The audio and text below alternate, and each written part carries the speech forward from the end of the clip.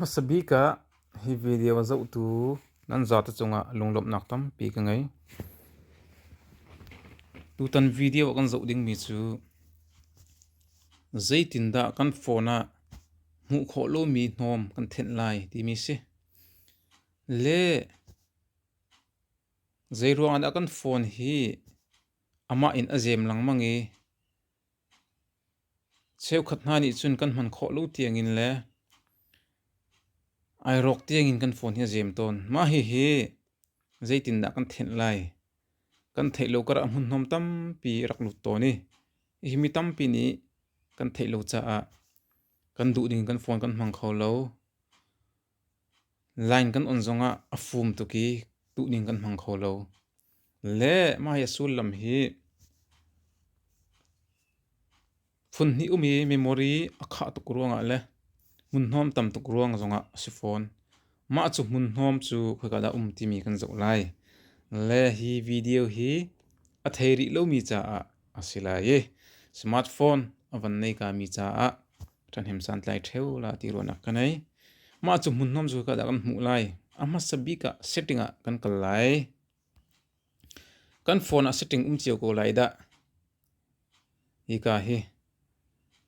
kan phone a setting chiu lai kha khan kan lut lai setting kha kan me lai setting kan me tika hi ti hin hong lang lai tin kan zuang lai apps ti mi kan hol lai apps apps ti mi ka hin hong le hi ka hin zai da kan ti sia chun kan download mi game le adang social media Facebook Viber le game adang kan download mi le ama phone ni avan ken mi kha ka khan vir lai apps ti mi hin kan me lai ka kan van me ti ka chun hi ti hin an hong lang thup lai ka hin a phone ni arak ken chi mi apps hi ti pol game te na kha di lai game na download sia chun Facebook te na khan di lai ti hin YouTube te na kha an vir lai ka hin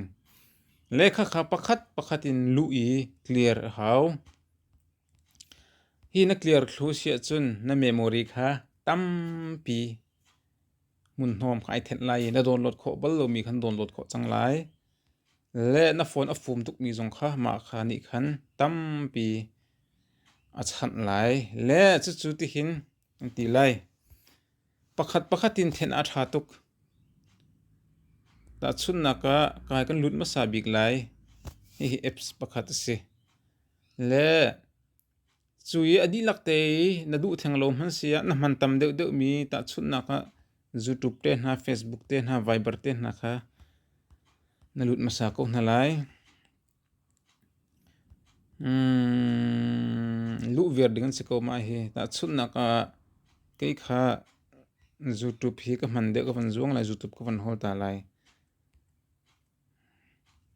YouTube pa khan mun hnom tam pi lai le ka hi ka zo lang mang cha hin mun hnom tam pi lai ka zum ka van me lai YouTube ka van me lai ma chu nuwa storage ti mi kan me than ri lai hi tin hong lang lai storage ti mi hi ka kan me than ri lai met ma chuwa chun khozei da hnom si ti mi kha lang lai YouTube ni hin mun ma alak mi hi azate in MB zali le som sari inga se le chulaka chun hnom tam asimi hi MB zathum le leinga hi hnom tam se ma hi kan then lai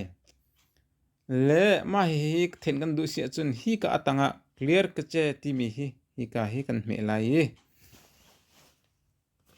hi kan me tika hin hi kai nom tam zathum le som nga MB hi tlaw lai khatika khan zai men kan da tra apoi mi le kan man thak kan si jong vel te kha atlaw lai lo mun hnom long he tlaw lai le kan me lai le tlaw lai clear kha MB zathum le je mo rong rang kha ka van me a chun hi zat the zero box si chang khati khan hnom tam kha ten asiko le hivial te hi pakhat in na lui ti khan na me khoi na clear form si chun na phone kha azem bal lai lo thiang peng lai e jetik chan powa nuam te le rang te man kho lai le kha ai fiang lo mi kan si chun comment zonga khan I hal than kho silai a video zong kha a tharim van zo no thanu lo ti khan fiang te in nan thei than kho ko lai lunglom nak tam pi ka ngai